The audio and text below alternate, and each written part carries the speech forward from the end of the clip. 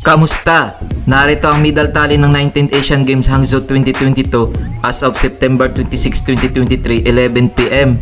China 53 gold, 29 silver, 13 bronze. South Korea 14 gold, 16 silver, 19 bronze.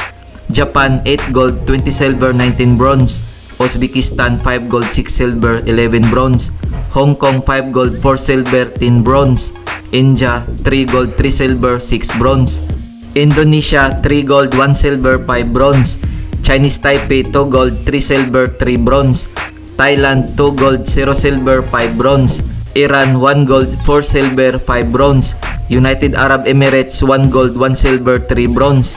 Tajikistan 1 gold, 1 silver, 1 bronze. Kung umabot ka dito sa video na to, mag-like na at subscribe. Macau, China 1 gold, 0 silver, 2 bronze.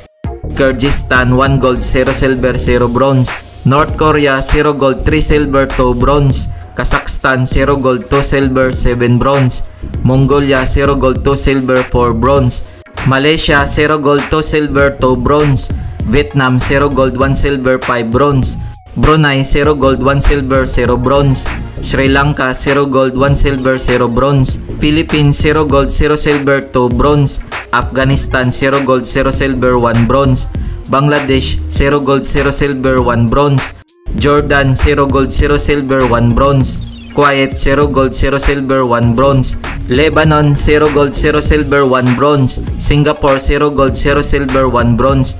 Turkmenistan 0 gold, 0 silver, 1 bronze. Narito naman ang ibang team participants ng 19th Asian Games: Bahrain, Bhutan, Cambodia, East Timor, Iraq, Laos, Maldives, Myanmar, Nepal, Oman, Pakistan, Palestine, Qatar, Saudi Arabia, Syria at Yemen. Kung nagustuhan mo ang video na to, mag-like na at subscribe.